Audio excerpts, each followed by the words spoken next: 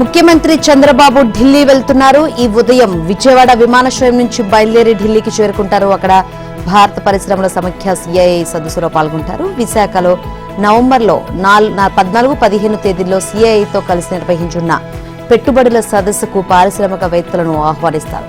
ఈ సదస్సుకు దేశ విదేశాల్లోని పెట్టుబడిదారులను ఆహ్వానించేందుకు ప్రభుత్వం రోడ్ షోలు నిర్వహిస్తున్న సంగతి తెలిసిందే. ఈ కార్యక్రమంలో ఢిల్లీలో ఈ రోజు సాయంత్రం 4:45 జరిగే సిఐఐ పార్ట్నర్షిప్ సమ్మిట్ కర్టనైజర్ కార్యక్రమంలో చంద్రబాబు పాల్గొంటారు. తన పర్యటనలో కేంద్ర హోంమంత్రి అమిత్ షా, కేంద్ర ఆర్థిక మంత్రి నిర్మలా సీతారామన్తోనూ ఆయన సమావేశమవుతారు. రాత్రికి అక్కడే బస చేసి రేపు నేరుగా విశాఖపట్నం చేరుకుంటారు. అదే రోజు విజయనగరం జిల్లాలో ఎన్టీఆర్ భరోసా పింఛన్ల పంపిణీలో భాగంగా పేదల సేవల కార్యక్రమంలో పాల్గొంటారు. దక్షిణ కొరియా రాజధాని సియోల్లో పలు ప్రముఖ బహుళ జాతి సంస్థల ప్రతినిధులతో రాష్ట్ర మంత్రులు నారాయణ, బీసీ జనార్దన్ రెడ్డి బృందం సమావేశమైంది. నవంబర్ 14-15 తేదీల్లో విశాఖలో జరిగే పెట్టుబడుల భాగస్వామ్య సదస్సుకు ఆహ్వానించింది. ప్రముఖ మల్టీనేషనల్ కంపెనీ ఎల్జీ సంస్థ హెడ్ క్వార్టర్స్ లో ఆ సంస్థ ప్రతినిధులను కలుసుకుంది. రాష్ట్రంలో పెట్టుబడులకు అనుకూల వాతావరణం ఉందని తెలిపింది. అంతర్జాతీయ పెట్టుబడులను ఆకర్షించడమే లక్ష్యంగా సిఐఐ ఆధ్వర్యంలో విశాఖ సదస్సు తలపెట్టామని మంత్రులు పేర్కొన్నారు. సియోల్లో ప్రముఖ కంపెనీ ఎల్ఎస్ గ్రూప్ ప్రతినిధులతో మంత్రులు నారాయణ, జనార్దన్ రెడ్డి బృందం సమావేశమైంది. ఎలక్ట్రిక్స్, ఎలక్ట్రిసిటీ, మెటీరియల్స్, ఎనర్జీ తదితర రంగాల్లో ఎల్ఎస్ గ్రూప్ నాకు విశేష అనుభవం ఉంది. రాష్ట్రంలో పెట్టుబడులు పెట్టాలంటూ ఎల్ఎస్ ప్రతినిధులను మంత్రులు ఆహ్వానించారు. ఈ సమావేశం అనంతరం షూఆల్స్ కంపెనీ చైర్మన్ నెవోంగ్ లీతోనూ వారు సమావేశమయ్యారు. 5 జనాన్ని బాధిన జగన్ ఇప్పుడు విద్యుత్ ఛార్జీల ట్రూ డౌన్ ను జీర్ణించుకోలేకపోతున్నారు. అయితే ఇది చంద్రబాబు గొప్ప కాదు, విద్యుత్ నియంత్రణ కమిషన్ ఈఆర్సీ షాక్ ఇచ్చినందుకే తగ్గించారు అని జగన్ రోతపత్రిక వింత కథలు చెప్పింది. జగన్ హయాంలో ట్రూ డౌన్ లబ్ధి ప్రజలకు ఎందుకు చేరలేదు?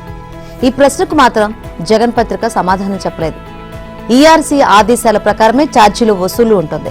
జగన్ హయాంలో డిస్కంలు ఉజ్జాయింపు వ్యయం చూపిస్తూ ఏటా యూనిట్కు 40 పైసలు చొప్పున ట్రూ అప్ ప్రతిపాదించడం, ఈఆర్సీ ఆమోదించడం జరుగుతూ వచ్చింది. అసలు విషయం ఏంటంటే జగన్ హయాంలో ఎడాపెడా విద్యుత్ కొనుగోలు ఫలితంగా 40 పైసలకు మించే ఖర్చయిందని చెబుతూ మరింతగా ట్రూ అప్ బాధలు బాధేవాళ్లు. 2024-25 ట్రూ అప్ ప్రతిపాదనలను జగన్ హయాంలోని ఈఆర్సీకి సమర్పించారు. దాని ప్రకారమే వసూలు జరిగాయి. కానీ కూటమి సర్కార్ వచ్చాక విద్యుత్ కొనుగోలులో అనుసరించిన హేతుబద్ధత కారణంగా వ్యయం తగ్గింది. దీని ఫలితమే యూనిట్కు 13 పైసలు చొప్పున ట్రూ డౌన్ ప్రజలపై భారం తగ్గడం నిజం. వైసీపీ 5 ఏళ్ల పాలనలో విద్యుత్ వినియోగదారులపై మోపిన భారం అక్షరాల 32,166 కోట్లు. ట్రూ అప్ ఛార్జీలు, ఇంధన సర్దుబాటు ఛార్జీలు, పేరు ఏదైనా లక్ష్యం ప్రజల నడ్డి విరవడమే. కూటమి ప్రభుత్వం అధికారంలోకి వచ్చిన తర్వాత 15 నెలల కాలంలోనే విద్యుత్ ఛార్జీల బాధల నుంచి ప్రజలకు ఉపశమనం కలిగింది. ఈ లబ్ధి విలువ 923.55 కోట్లు. ఇది ఎలా సాధ్యమైంది? విద్యుత్ ఛార్జీల పెంపు మాట వినడమే తప్ప తగ్గుదల అనే పదాన్ని ఊహించిన వినియోగదారులకు ఊరట కలిగించేలా యూనిట్కు 13 పైసలు తగ్గుదల ఎలా సాధించగలిగారు? వ్యవస్థలను సమర్థవంతంగా నడపగలిగితే ఏదైనా సాధ్యమేనన్నది పై ప్రశ్నలకు సమాధానం. కూటమి ప్రభుత్వం అధికారంలోకి వస్తే విద్యుత్ ఛార్జీలను పెంచబోమని, వీలైతే తగ్గిస్తామని ఎన్నికల సమయంలో చంద్రబాబు హామీ ఇచ్చారు. అధికారంలోకి వచ్చిన వెంటనే ఆ దిశగా చర్యలు చేపట్టారు. వైసీపీ హయాంలో కుదేలైన విద్యుత్ వ్యవస్థలను చక్కదిద్దడంపై దృష్టి సారించారు. 2019కు ముందు రెన్యూవబుల్ ఎనర్జీలో ఏపీ అగ్రస్థానంలో ఉండేది. వైసీపీ అధికారంలోకి వచ్చిన వెంటనే దాన్ని పూర్తిగా నిర్లక్ష్యం చేసింది. కూటమి అధికారంలోకి వచ్చిన వెంటనే దిద్దుబాటు చర్యలకు ఉపక్రమించింది. మరో నెల రోజులు మాత్రమే వర్షాలు పడే అవకాశం ఉన్నందున ఈలోపుగానే రాష్ట్రంలోని అన్ని చెరువులను రిజర్వాయర్లతో పాటు నింపాలని ముఖ్యమంత్రి నారా చంద్రబాబు నాయుడు జిల్లా కలెక్టర్లు, జలవనరుల శాఖ అధికారులను ఆదేశించారు. అన్ని చెరువులను అనుసంధానిస్తూ ఈ ప్రక్రియ త్వరగా పూర్తి చేయాలని సూచించారు. భూగర్భ జలాలు పెరగాలి, కరువు అనేది తలెత్తకూడదని, దీనికి జిల్లా కలెక్టర్లే బాధ్యత తీసుకోవాలని సీఎం చెప్పారు. రాయలసీమ వరకు చూస్తే ఇంకా 9 టీఎంసీల నీటిని చెరువులో నింపాల్సి ఉందన్నారు. ఒక పక్కన కృష్ణా, గోదావరి నుంచి రోజు వేల క్యూసెక్కుల కొద్దీ వరద జలాలు సముద్రంలో కలుస్తుంటే మరోవైపు 200 టీఎంసీల నీటిని వినియోగించుకునేందుకు పోరాడాల్సి వస్తోందని, నీటి విలువను గుర్తించి పనిచేయాలన్నారు. క్యాంపు కార్యాలయంలో జిల్లా కలెక్టర్లు, జలవనరుల శాఖ ఉన్నతాధికారులతో ముఖ్యమంత్రి వీడియో కాన్ఫరెన్స్ నిర్వహించారు. గతంలో అన్నా హజారే, రాజేంద్ర సింగ్ వంటి వారితో భూగర్భ జలాలు పెంచడానికి, నీటి భద్రతకు ఎన్నో చర్యలు చేపట్టినట్లు ముఖ్యమంత్రి గుర్తు చేశారు. అన్ని జిల్లాల్లో రిజర్వాయర్లు ఉన్నాయని, వాటితో పాటు చిన్న చిన్న చెరువులు నింపడం కూడా ముఖ్యమేనని చెప్పారు. రాష్ట్రంలో 19 లక్షల వరకు వ్యవసాయ పంపు సెట్లు ఉన్నాయని, వాటి ద్వారా లక్షల ఎకరాల్లో సాగు జరుగుతోందని, ఇందుకు భూగర్భ జలాలు పెంచడం తప్పనిసరి అని అన్నారు. రాష్ట్రంలో మేజర్, మీడియం రిజర్వాయర్ల సామర్థ్యం 1,106 టీఎంసీలు ఉంటే ప్రస్తుతం 965 టీఎంసీల నీటిని నింపినట్లు, గత ఏడాది ఇదే సమయానికి 907 టీఎంసీల మేరకు మాత్రమే నీటి నిల్వలు ఉన్నాయని అధికారులు ముఖ్యమంత్రికి తెలిపారు. మరో 13% మేర రిజర్వాయర్లు నింపాల్సి ఉందని వివరించారు. అలాగే రాయలసీమ వరకు చూస్తే మేజర్ రిజర్వాయర్లు 17%, మీడియం రిజర్వాయర్లు 22% నిండాల్సి ఉందన్నారు. ఈ సమీక్షకు జలవనరుల శాఖ మంత్రి నిమ్మల రామానాయుడు, ప్రభుత్వ ప్రధాన కార్యదర్శి విజయానంద్ పాల్గొన్నారు. మద్యం కుంభకోణంలో A4 నిందితుడిగా ఉన్న రాజంపేట ఎంపీ పివి మిథున్ రెడ్డికి విజయవాడ ఏసీబీ కోర్టు సోమవారం బెయిల్ మంజూరు చేసింది. దీనికి సంబంధించిన తీర్పును న్యాయాధికారి పి భాస్కర్ రావు వెలువరించారు. 2 లక్షల పూచీకత్తును సమర్పించాలని, సోమవారం, శుక్రవారం ఉదయం 10 గంటల నుంచి సాయంత్రం 5 గంటల లోపు సిట్ ఎదుట హాజరు కావాలని, అనుమతి లేకుండా దేశం విడిచి వెళ్లరాదని, కేసు గురించి బయట మాట్లాడొద్దని, landline, Aadhaar card, mobile number కోర్టులో ఇవ్వాలని షరతులు విధించింది. జూలై 19న సిట్ అధికారులు మిథున్ రెడ్డిని అరెస్ట్ చేశారు.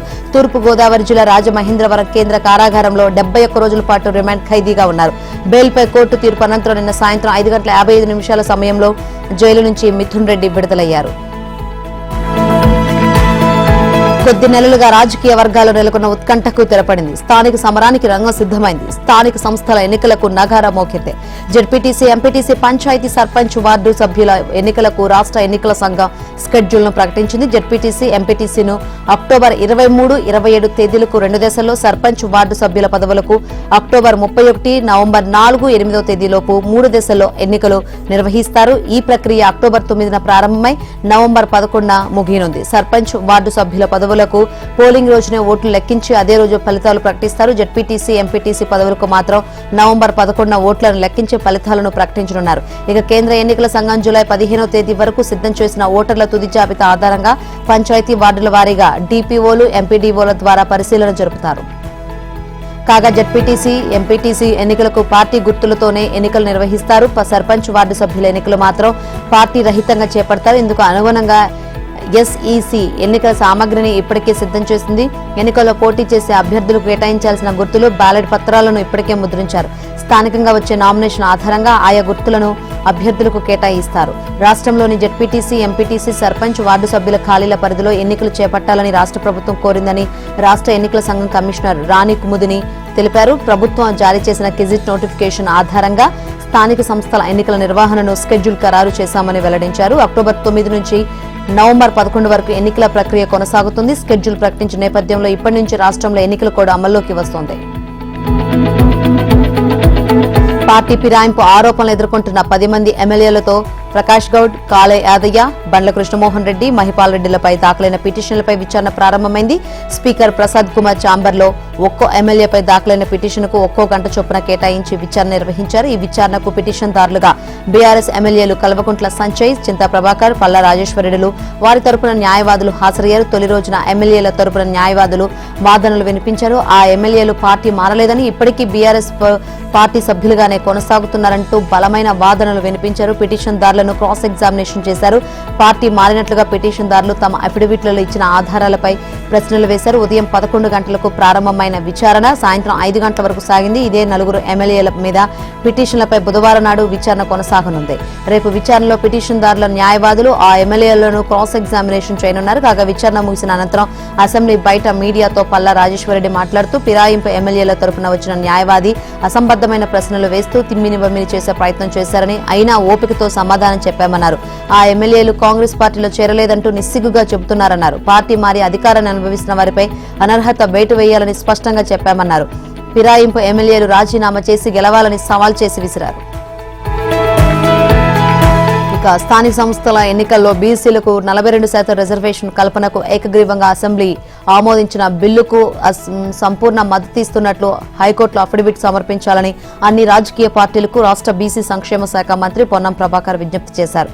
ఈ విషయమై హైకోర్టులో అక్టోబర్ 8న విచారణ జరుగుతున్న నేపథ్యంలో జీవోకు అనుగుణంగా బీసీలకు 42% రిజర్వేషన్ కొనసాగించాలని కోరుతూ హైకోర్టు చీఫ్ జస్టిస్ బెంచ్ కు అఫిడవిట్లు సమర్పించాలన్నారు. మంత్రులు వాకిటి శ్రీహరి, కొండా సురేఖలతో కలిసి తాను త్వరలోనే అన్ని పార్టీల అధ్యక్షులను కలిసి విజ్ఞప్తి చేస్తానన్నారు. దీనిపై భవిష్యత్తులో దేశవ్యాప్త చర్చ జరుగుతుందన్న పొన్నం ఈడబ్ల్యూసీఎస్తో 50% రిజర్వేషన్ పరిమితి దాటిపోయిందని గుర్తించాలని పేర్కొన్నారు. ఇందిరా సహాని, కృష్ణమూర్తి కేసులు, రాష్ట్రపతి వద్ద బిల్లులు పెండింగ్ పై సుప్రీంకోర్టు తీర్పులను పరిగణలోకి తీసుకున్నాకే స్థానిక సంస్థల ఎన్నికల్లో బీసీలకు 42% రిజర్వేషన్ పెంచుతూ 99వ నెంబర్ జీవో జారీ చేశామని తెలిపారు. జీవోకు వ్యతిరేకంగా హైకోర్టులో వేసిన పిటిషన్ను ఉపసంహరించుకోవాలని పిటిషనర్కు బీసీ సంఘాల తరపున విజ్ఞప్తి చేసినట్లు ఆయన తెలిపారు. బీజేపీ అధిష్టానంతో మాట్లాడి రాష్ట్రపతి వద్ద పెండింగ్ బిల్లును ఆమోదింపజేయాలని ఆ పార్టీ ఎంపీ కె లక్ష్మణ్ కోరిన పొన్నం అందుకు బీజేపీ రాష్ట్ర అధ్యక్షుడు మద్దతు తెలపాలన్నారు. మంత్రి వాకిటి శ్రీహరి మాట్లాడుతూ ఈ రిజర్వేషన్లను వ్యతిరేకించి బీసీ బిడ్డల ఆగ్రహానికి గురి కావద్దని కోరారు. దసరాకు ముందే బీసీ బిడ్డలకు పండుగ వాతావరణం వచ్చిందని, తాము ఎవరికీ వ్యతిరేకం కాదని, ఎవరి నోటికాడి ముద్ద లాక్కోవడం లేదని చెప్పారు. వాస్తవంగా జనాభా దామాషా ప్రకారం బీసీల వాటా పెరగాల్సి ఉన్న 42%కే కుదించుకున్నామని వాకటి తెలిపారు.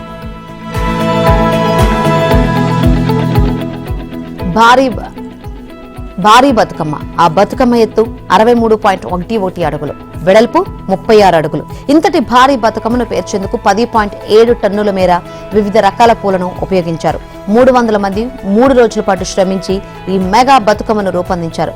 11 స్టేజీలుగా పేర్చిన ఈ మహా బతుకమ్మ కోసం 9 రకాల పూలను వాడారు. ఎల్బీ నగర్లోని సరూర్ నగర్లోని ఇండోర్ స్టేడియంలో మన బతుకమ్మ ఉత్సవాల్లో భాగంగా ఈ బతుకమ్మ స్థానికులను ఔరా అనిపించింది. కార్యక్రమంలో 10,000 మంది మహిళలు పాల్గొన్నారు. ఈ మహా బతుకమ్మ చుట్టూ 1354 మంది మహిళలు కొన్ని వరుసలుగా చేరి బతుకమ్మ ఆడిపాడారు. మరి ఇంతటి భారీ బతుకమ్మను పేర్చడం, ఇంత పెద్ద సంఖ్యలో మహిళలు ఆడిపాడడం మామూలు విషయమా? గిన్నిస్ అధికారులే ఆశ్చర్యం ఉంది. Guinness book of world records లో చోటు కల్పించారు. గిన్నిస్ బుక్ ఆఫ్ వరల్డ్ సంస్థ ప్రతినిధి స్వప్నిల్ ఈ వేడుకను వీక్షించారు. గతంలో 36.08 అడుగుల ఎత్తున బతుకమ్మ చుట్టూ 474 మంది చేరి ఆడారని, ఆ రికార్డును ఈ మహా బతుకమ్మ బద్దలు కొట్టిందని స్వప్నిల్ వెల్లడించారు. ఈ కార్యక్రమానికి సాంస్కృతిక శాఖ మంత్రి జూపల్లి, మహిళా శిశు సంక్షేమ శాఖ మంత్రి సీతక్క ముఖ్య అతిథులుగా హాజరయ్యారు. నగర mayor Gadwal Vijayalakshmi, deputy mayor Sreelatha Shobhan Reddy, Ibrahimpatnam MLA Malreddy Rangareddy, రాష్ట్ర road development corporation chairman Malreddy Ramareddy, ప్రజా గాయకురాలు విమలక్క, సాంస్కృతిక సారథి చైర్పర్సన్ వెన్నెల విశిష్ట అతిథులుగా పాల్గొన్నారు. భారీతో కూడిన బతుకమ్మ, భారీ సంఖ్యలో మహిళలు ఆడిపాడడానికి సంబంధించి రికార్డు పత్రాలను గిన్నిస్ ప్రతినిధి మంత్రులకు అందజేశారు. విమలక్క, ప్రముఖ సినీ గాయని గీత తమ గాత్రంతో ఆకట్టుకున్నారు. వేడుకలో మిస్ వరల్డ్, థాయ్ అమ్మాయి Opal Suchata Chuangsri, Miss America, Miss Asia, Miss Europe, Miss Caribbean, Miss Argentina పాల్గొని సందడి చేశారు. రాష్ట్రంలో రేపటి నుంచి పత్తి కొనుగోలు ప్రారంభించేలా చర్యలు తీసుకోవాలని కోరుతూ కేంద్ర జౌళి శాఖ మంత్రి గిరిరాజ్ సింగ్ కు రాష్ట్ర వ్యవసాయ మార్కెటింగ్ శాఖ మంత్రి తుమ్మల నాగేశ్వరరావు లేఖ రాశారు. పత్తి రైతులకు కనీస మద్దతు ధర అందేలా సీసీఐ చర్యలు తీసుకోవాలని విజ్ఞప్తి చేశారు. రాష్ట్రంలో ఈ వానాకాలంలో 43.29 లక్షల ఎకరాల పత్తి సాగైంది. సుమారు 24.70 లక్షల మెట్రిక్ టన్నుల ఉత్పత్తిని అంచనా వేశాం. చిన్న సన్నకారు రైతులే ఎక్కువగా పత్తి సాగు చేస్తున్నారు. దీనికి అనుగుణంగా ఏర్పాట్లు చేయాలి. ఈ సీజన్లో జాబ్ వర్క్ చేయడానికి సీసీఐ 2 సార్లు టెండర్లు పిలిచినా జిన్నింగ్ మిల్లర్లు టెండర్లలో పాల్గొనలేదు అని కేంద్ర మంత్రి దృష్టికి తుమ్మల తీసుకువెళ్లారు. ముఖ్యంగా L1, L2 అలాట్మెంట్లు, లింట్ రికవరీ శాతం, జోన్ల వారీగా లింట్ శాతం, రైతుల స్లాట్ బుకింగ్, ఏరియా మ్యాపింగ్ అంశాలపై అభ్యంతరాలు వ్యక్తం చేశారని మంత్రి లేఖలో పేర్కొన్నారు. పత్తి రైతులకు కనీస మద్దతు ధర అందించడమే లక్ష్యమని మంత్రి తుమ్మల పేర్కొన్నారు. ప్రస్తుతం మార్కెట్ ధర ఎంఆర్పీ కంటే క్వింటాకు 1,410 చొప్పున తక్కువగా ఉందన్నారు. క్వింటాకు 8,110 చొప్పున రైతులకు కనీస మద్దతు ధర దక్కాల్సిందేనని చెప్పారు. పేదరిక నిర్మూలనకు కృషి చేసిన ఇందిరాగాంధీ స్ఫూర్తితో ఆకలి బాధలు లేని హైదరాబాద్ లక్ష్యంగా ఇందిరమ్మ క్యాంటీన్లు ఏర్పాటు చేస్తున్నామని రాష్ట్ర మంత్రి పొన్నం ప్రభాకర్ స్పష్టం చేశారు. సోమవారం ఖైరతాబాద్ మింట్ కాంపౌండ్, మోతీనగర్లలో ఈ క్యాంటీన్లను మంత్రి ప్రారంభించారు. ప్రారంభోత్సవానంతరం ఆయన స్వయంగా జీహెచ్ఎంసీ పారిశుద్ధ్య కార్మికులకు భోజనం వడ్డించి వారితో కలిసి అల్పాహారం రుచి చూశారు. ఇప్పటివరకు నగరంలో అమలులో ఉన్న ₹5 మధ్యాహ్న భోజన పథకానికి బదులుగా ఇకపై ఈ కొత్త ఇందిరమ్మ క్యాంటీన్లలో ఉదయం రూపాయలకే పలు రకాల అల్పాహారంతో పాటు మధ్యాహ్న భోజనం అందిస్తున్నట్లు మంత్రి తెలిపారు. పేదలు అక్కడే కూర్చుని భుజించే సదుపాయం కూడా కల్పించామని పేర్కొన్నారు. వాస్తవానికి అల్పాహారం తయారీకి 19 రూపాయలు, మధ్యాహ్న భోజనానికి 30 రూపాయలు ఖర్చు అవుతున్నా పేదలకు కేవలం 5 రూపాయలకే అందిస్తున్నామని వివరించారు. హైదరాబాద్ వ్యాప్తంగా 150 వరకు ఇందిరమ్మ క్యాంటీన్లు ప్రారంభిస్తామని గ్రేటర్ మేయర్ గద్వాల విజయలక్ష్మి తెలిపారు. క్యాంటీన్ల నిర్వహణ బాధ్యతలను స్వయం సహాయక సంఘాలకు అప్పగించాలని ఎమ్మెల్యే దానం నాగేందర్ సూచించారు. GHMC Hare Krishna movement charitable foundation సహకారంతో ఈ క్యాంటీన్లు నడుస్తున్నాయని, తొలి రోజున మిల్లెట్ ఇడ్లీ, ఉప్మా, పొంగల్, పూరి వంటి 6 రుచికరమైన అల్పాహారం అందించారు. తెలంగాణ వైద్య విధాన పరిషత్ పరిధిలోని 6 ప్రాంతీయ ఆసుపత్రుల్లో కొత్తగా మొత్తం 50 పీజీ సీట్లతో ప్రత్యేక కళాశాలను ఏర్పాటు చేయాలని ప్రభుత్వం నిర్ణయించింది. 2026 విద్యా సంవత్సరం నుంచి వీటిని అందుబాటులోకి తేనుంది. ఈ మేరకు వైద్య ఆరోగ్య కార్యదర్శి క్రిస్టినా చొంగ్దు టీవీవీపీ ఉన్నతాధికారులతో సమీక్ష నిర్వహించారు. ఈ ప్రత్యేక కాలేజీలకు అదనపు అధ్యాపక సిబ్బందిని మంజూరు చేయాలని ఇప్పటికే TVVP commissioner doctor Ajay Kumar ప్రభుత్వానికి లేఖ రాశారు. ఈ 50 పీజీ సీట్ల కోసం 25 మంది ప్రొఫెసర్లు, మరో 25 మంది అసోసియేట్ ప్రొఫెసర్లు, ఇంకో 25 మంది అసిస్టెంట్ ప్రొఫెసర్లు అవసరమవుతారని లేఖలో పేర్కొన్నారు. ఈ 50 పీజీ సీట్లలో 6 gynaecology, 6 paediatrics, 6 general medicine, 12 general surgery, 4 ENT, 8 orthopaedic, 2 radiology, 4 ophthalmology, 2 pathology సీట్లు ఉన్నాయి. ఈ పీజీ సీట్ల కోసం జాతీయ వైద్య కమిషన్కు త్వరలోనే దరఖాస్తు చేయనున్నట్లు వైద్య వర్గాలు వెల్లడించాయి. చెరువులు, కాలువలు నిరంతర నిర్వహణ, నీటి విడుదలపై పర్యవేక్షణ కోసం గతంలో మాదిరి సాగునీటి వినియోగ సంఘాలు ఏర్పాటు చేయాలని సీఎం రేవంత్ రెడ్డి నిర్ణయించారని, ఆ దిశగా చర్యలు తీసుకుంటున్నామని నీటిపారుదల శాఖ మంత్రి ఉత్తమ్ కుమార్ రెడ్డి తెలిపారు. తొలుత ప్రయోగాత్మకంగా చెరువులు, కాలువల కింద సంఘాలు ఏర్పాటు చేసి ఆ తర్వాత భారీ ప్రాజెక్టులకు విస్తరించే యోచనలో ఉన్నామన్నారు. సాగునీటి సంఘాల కింద లష్కర్లు పనిచేస్తారని, ఈ సంఘాలకు కన్వీనర్గా నీటిపారుదల శాఖ అధికారులు ఉంటారని వెల్లడించారు. సచివాలయంలో నీటిపారుదల శాఖ అధికారులతో నిన్న మంత్రి సమీక్ష నిర్వహించారు. తెలంగాణ రైతాంగ ప్రయోజనాలతో కాపాడడంతో పాటు సాగునీటి అంశంలో ఏ అవాంతరాలు ఎదురుకాకుండా ఉండేలా సాగునీటి సంఘాలు ఏర్పాటు ఉంటుందని చెప్పారు. స్థానిక సంస్థల ఎన్నికల అనంతరం సాగునీటి సంఘాల ఏర్పాటు ఉంటుందన్నారు. 2018-19లో నీటి తీరువా రద్దు చేయడంతో సాగునీటి సంఘాలు కేవలం కాగితాలకే పరిమితమయ్యాయని, ఆ పర్యవసనాల ఫలితంగా తాజాగా సంభవించిన వరదల్లో చెరువులు, కుంటలు, కాలువలు దెబ్బతిన్నాయన్నారు. తెలంగాణ వ్యవసాయ కమిషన్ చైర్మన్ ఎం కోదండరెడ్డి సిఫార్సుల ప్రకారం సాగునీటి సంఘాలకు బాధ్యులను నామినేట్ చేసే విధంగా ప్రతిపాదన సిద్ధం చేయాలని సూచించారు. సీతారామ ఎత్తిపోతల పథకం, సీతమ్మ సాగర్ బహుళార్థ సాధక ప్రాజెక్టు, చనాక కొరాట, మోడికుంట వాగు వంటి ప్రాజెక్టులకు పెట్టుబడి అనుమతి తీసుకుని ప్రధానమంత్రి కృషి సించాయి యోజన కింద దరఖాస్తు చేయాలన్నారు. ప్రాణహిత, చేవెళ్ల ఎత్తిపోతల పథకం, డిపిఆర్ తయారీలో జాప్యంపై అధికారులను మంత్రి నిలదీశారు. వచ్చే మంత్రివర్గ సమావేశానికి ఎస్ఎల్బీసీ టన్నెల్కు సంబంధించిన సవరణ అంచనాల ఫైలును నిబంధనల మేరకు సిద్ధం చేసి పంపించనున్నారు. అలాగే చిన్న కాళేశ్వరం, కల్వకుర్తి, దేవాదుల ప్యాకేజీ సవరణ అంచనాలపైన ఆ సమావేశంలో చర్చించాల్సి ఉంటుందని చెప్పారు. ఇక రాష్ట్ర రోడ్డు రవాణా సంస్థ ఆర్టీసీకి 4 ఏళ్లు సేవలు అందించడం సంతృప్తినిచ్చిందని, సమిష్టి కృషితో సంస్థలో వినూత్న కార్యక్రమాలు చేపట్టి విజయవంతం చేశామని మాజీ ఆర్టీసీ ఎండీ వీసీ సజ్జనర్ అన్నారు. నిన్న సజ్జనర్కు ఆర్టీసీ సంస్థ అధికారులు, సిబ్బంది వీడ్కోలు సభ నిర్వహించారు. ఇంతకాలం తనకు సహకరించిన అధికారులు, సిబ్బందికి కృతజ్ఞతలు తెలిపారు. సజ్జనర్ వీడ్కోలు తీసుకున్న సందర్భంగా ఎక్స్లో ఆసక్తికర పోస్ట్ చేశారు. నా స్టాప్ వచ్చేసింది, బస్సు దిగి కొత్త మార్గంలో పయనించాల్సిన సమయం ఆసన్నమైంది. ప్రయాణాలు ఆగుతాయి, ప్రయాణికులు ముందుకు కదులుతారు, కానీ రహదారి ఎల్లప్పుడూ ముందుకు సాగుతూనే ఉంటుంది అని పేర్కొన్నారు. ఆర్టీసీ ఎండీగా తన చివరి రోజున వీసీ సజ్జనర్ ఆర్టీసీ బస్సులో ప్రయాణించారు. లగ్డీ కపుల్లోని టెలిఫోన్ భవన్ బస్టాండ్ నుంచి బస్ భవన్ వరకు 113 రూట్ బస్సులో టికెట్ తీసుకుని ప్రయాణించారు. వై నాగిరెడ్డి ఆర్టీసీ నూతన ఎండీగా బాధ్యతలు స్వీకరించారు. ప్రజలకు మెరుగైన ప్రచార రవాణా అందించడమే తన కర్తవ్యమని తెలిపారు. డిజిటల్ మీడియాను హ్యాక్ చేసి థియేటర్లలో రికార్డ్ చేసి పైరటెడ్ సినిమాలను వివిధ వెబ్సైట్ల ద్వారా పంపిణీ చేసి చిత్ర పరిశ్రమకు వేల కోట్ల నష్టాన్ని కలిగిస్తున్న అతిపెద్ద అంతర్రాష్ట్ర ముఠాను హైదరాబాద్ సైబర్ క్రైమ్ పోలీసులు పట్టుకున్నారు. ఈ ముఠాలోని బీహార్, తమిళనాడు, ఏపీ రాష్ట్రాలకు చెందిన 5 ప్రధాన నిందితులను అరెస్ట్ చేశారు. వారి నుంచి CPU, ట్యాబ్, హార్డ్ డిస్కులు, స్మార్ట్ ఫోన్స్, వెబ్కామ్, మెమరీ కార్డులు, మొబైల్స్, ల్యాప్టాప్లు, డాంగెల్స్, పెన్ డ్రైవ్లు తదితర ఎలక్ట్రానిక్ వస్తువులు స్వాధీనం చేసుకున్నారు. Hyderabad police commissioner CV Anand ఈ కేసు వివరాలను వెల్లడించారు. బీహార్కు చెందిన అశ్విని కుమార్, అర్సలాన్ అహ్మద్, తమిళనాడుకు చెందిన సిరిల్ ఇన్సెంట్రాజ్ సుధాకరన్, ఏపీలోని అమలాపురానికి చెందిన కిరణ్ కుమార్ ముఠాగా ఏర్పడ్డారు. కిరణ్ కుమార్ తెలుగు సినిమాలను సెల్ ఫోన్లో రికార్డ్ చేసి పంపేవాడని, హిట్, సింగిల్, కుబేరా, హరిహర వీరమల్లు వంటి సినిమాలను వీరు పైరసీ చేశారని సిపి తెలిపారు. ఒక్క హైదరాబాద్లోనే 100 సినిమాల దాకా రికార్డ్ చేసినట్లు చెప్పారు. అత్తాపూర్లోని మంత్రమాల్, సినీ పోలీస్ థియేటర్లలో ఎక్కువగా పైరసీ చేసేవారని తెలిపారు. స్థానిక సంస్థల ఎన్నికల సమరానికి బీజేపీ సిద్ధంగా ఉందని కేంద్ర హోంశాఖ సహాయ మంత్రి బండి సంజయ్ కుమార్ తెలిపారు. పార్టీని నమ్ముకున్న కార్యకర్తలను గెలిపించడం కోసం ఢిల్లీ ఎన్నికల్లోనే కాదు గల్లీ ఎన్నికల్లోనూ కొట్లాడేందుకు సిద్ధమని ప్రకటించారు. స్థానిక సమరంలో ఈసారి బీజేపీ కొత్త చరిత్రను లిఖించబోతుందని, కరీంనగర్, సిరిసిల్ల జిల్లా పరిషత్ పీఠాలపై కాషాయ జెండా ఎగరవేస్తామన్నారు.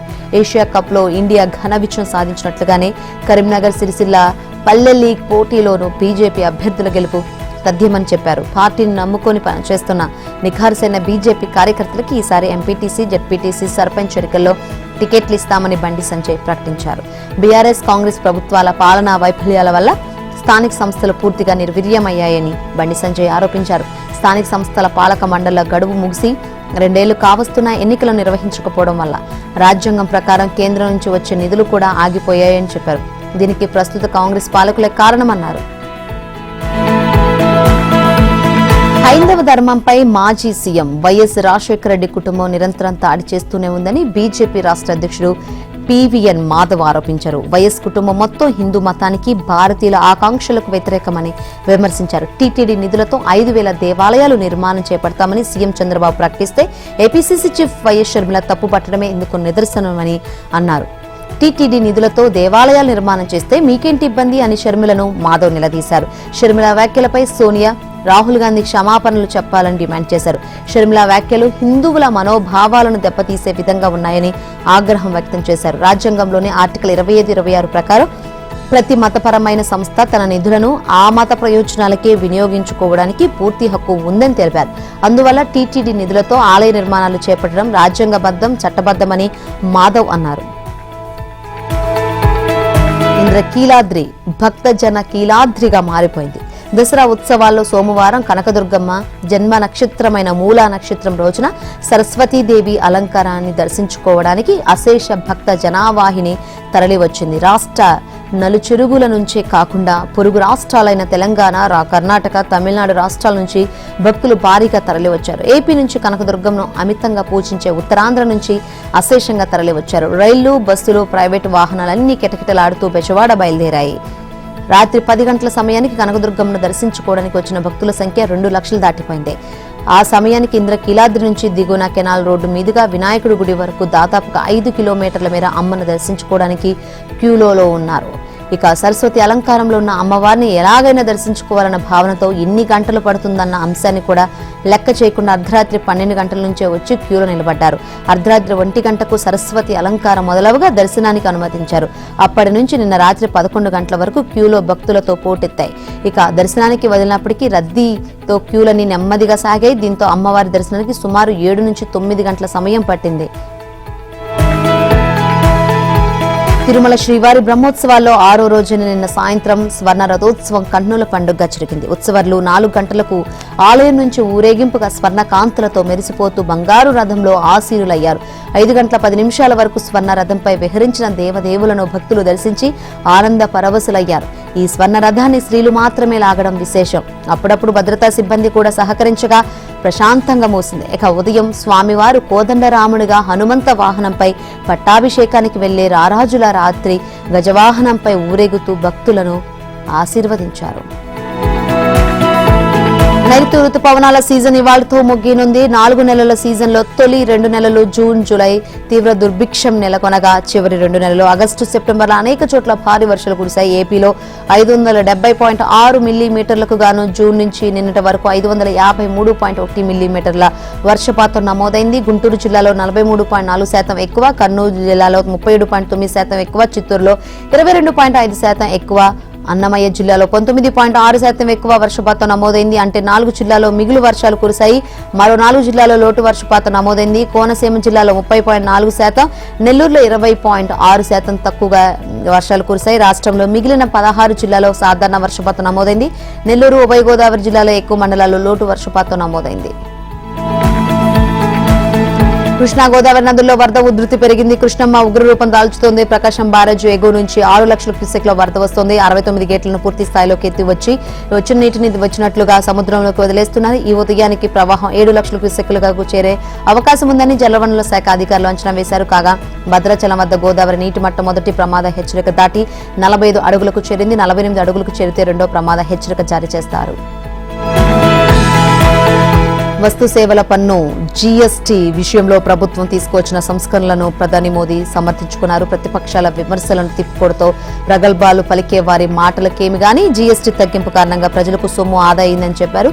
యూపీఏ పాలనతో పోల్చినప్పుడు సంవత్సరానికి 1,00,000 వ్యయం చేసే కుటుంబం ప్రస్తుతం 20,000ను మిగిల్చుకోగలుగుతుందని చెప్పారు. నిన్న ప్రధాని మోదీ ఇక్కడ బీజేపీ ఢిల్లీ శాఖ ప్రధాన కార్యాలయాన్ని ప్రారంభించారు.